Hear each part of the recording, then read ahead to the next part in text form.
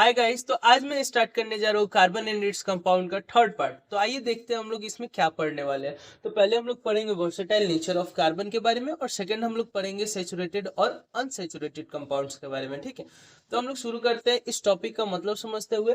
क्या दिया है वर्सेटाइल नेचर ऑफ कार्बन? इसका मतलब क्या है कि कार्बन जो होता है वो एक बहुत ही वृहद रूप में अपना कंपाउंड का फॉर्मेशन करता है, बहुत ही बड़े नंबर्स में। कितना बड़ा नंबर? तो यहाँ पे क्या लिखा हुआ है, 3 मिलियन, यानी क्या 30 लाख वो संख्या में होते हैं। मतलब कार्बन कंपाउंड जो होते हैं वो 30 लाख से भी अधिक होते हैं। ठीक है, यानी कहने का मतलब क्या है, अगर इसको हम लोग एक कंपैरिजन के रूप में देखना चाहे तो जितने भी एलिमेंट्स है, वो जितना भी कंपाउंड फॉर्मेशन करते हैं उसको एक साइड रख दे, और एक साइड हम लोग कार्बन का सारा कंपाउंड्स रख दे, तो कार्बन क्या होगा, बाकी पे भारी पड़ जाएगा। तो समझते हैं अब यहाँ पे क्या बोला है कि वर्सेटाइल नेचर क्यों है कार्बन का, ये क्यों ऐसा वर्सेटाइल नेचर शो करता है, उसके बारे में समझते हैं। ठीक है, तो उसका दो चीज है। पहला है क्या, कैटेनेशन प्रॉपर्टी। दूसरा क्या है, कार्बन टेट्रावैलेंसी। यानी क्या कि कार्बन का जो कैटेनेशन प्रॉपर्टी है उसके वजह से ये वर्सेटाइल नेचर शो करता है, और सेकंड क्या है रीजन, कार्बन का टेट्रावैलेंसी। तो अब हम लोग एक एक करके ये दोनों पॉइंट को समझते हैं। तो कैटेनेशन, कैटेनेशन मतलब क्या होता है कि कार्बन जो होता है वो खुद से जुड़ते हुए क्या करते हैं, एक बहुत ही बड़ा कंपाउंड का फॉर्मेशन कर देता है। तो उसको क्या बोलते हैं, कैटेनेशन प्रॉपर्टी, या फिर सेल्फ लिंकिंग प्रॉपर्टी। मतलब क्या कि कार्बन जो है वो एक दूसरे कार्बन एटम के साथ जुड़ता चला जाएगा और एक लंबा फॉर्मेशन कर देगा कंपाउंड का। तो उसको हम लोग क्या बोलते हैं, उस एबिलिटी को, उस कार्बन के एबिलिटी को हम लोग क्या बोलेंगे, कैटेनेशन प्रॉपर्टी। यानी इसका आप लोग डेफिनेशन लिखना चाहो तो लिख सकते हो, the ability, the unique ability of a carbon to join with another carbon atom and to form a large number of compounds is called catenation property. तो आई होप कि कैटेनेशन का मतलब आपको समझ में आया होगा। ठीक है, उसके बाद से क्या बोल रहे हैं, नॉन अदर एलिमेंट्स। मतलब क्या, जिस हद तक कैटेनेशन प्रॉपर्टी कार्बन शो करता है उस हद तक कोई भी एलिमेंट शो नहीं कर सकता है। सिर्फ एक एलिमेंट है जो कि सिलिकॉन है, ये भी लास्ट 7 से 8 एटम्स जोड़ते जोड़ते तक ये भी दम तोड़ देता है। मतलब क्या कि कार्बन के बाद जो कैटेनेशन प्रॉपर्टी अच्छा खासा शो करता है वो क्या है, सिलिकॉन। यानी सिलिकॉन लगातार 7 एटम्स अपने जोड़ सकता है, 7 से 8 एटम, उससे ज्यादा एटम वो भी नहीं जोड़ पाता है। ठीक है, नेक्स्ट अब हम लोग समझते हैं सेकंड पॉइंट क्या है, कार्बन टेट्रावैलेंसी। यानी क्या, कार्बन का जो 4 वैलेंसी होता है वो भी बहुत अहम भूमिका निभाता है। ठीक है, यानी क्या बोला हुआ है यहाँ पे, capable of making bond with other like hydrogen, oxygen, nitrogen etcetera. अब यहाँ पे ये क्या समझाने चाह रहे हैं पॉइंट, ये समझिए।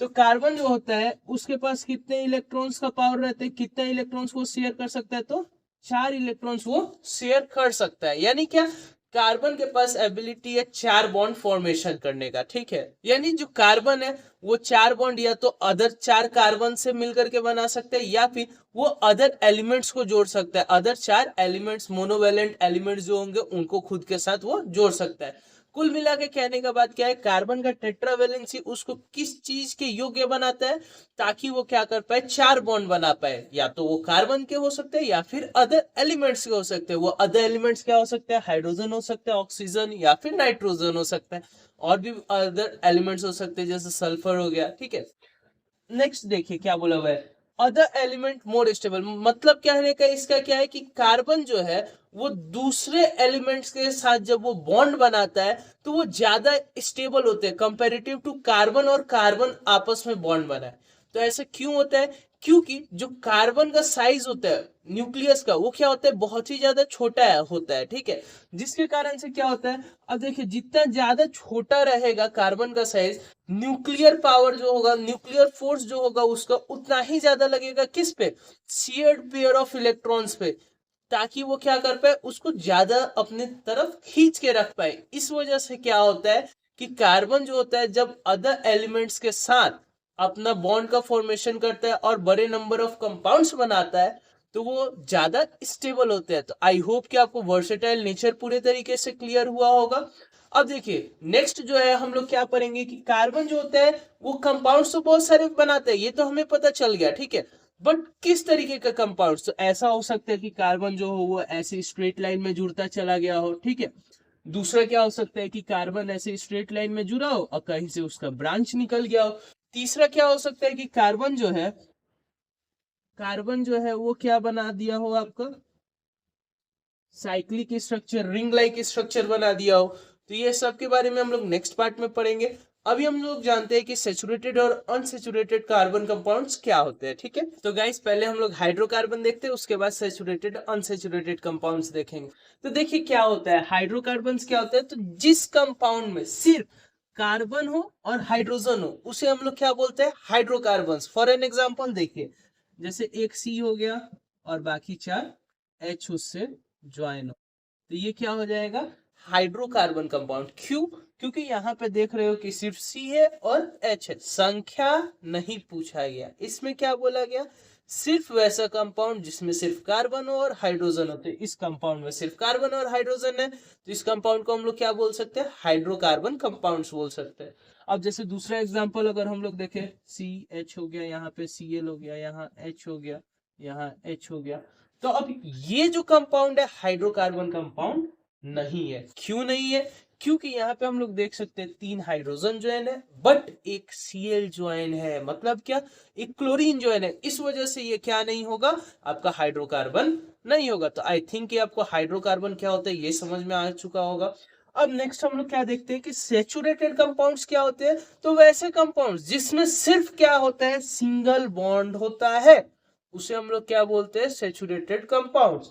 और अनसैचुरेटेड कंपाउंड्स किसको बोलते हैं, जिसमें डबल बॉन्ड या फिर ट्रिपल बॉन्ड आ गया, मिनिमम एक भी डबल या ट्रिपल बॉन्ड आ गया, तो उसको हम लोग क्या बोलेंगे, unsaturated compound. For an example अगर हम लोग देखें तो ये वाला जो कंपाउंड है, ये वाला कंपाउंड हमारा क्या है, सैचुरेटेड या फिर अनसैचुरेटेड, तो आप लोग क्या बोलोगे, सैचुरेटेड कार्बन कंपाउंड्स, ठीक है।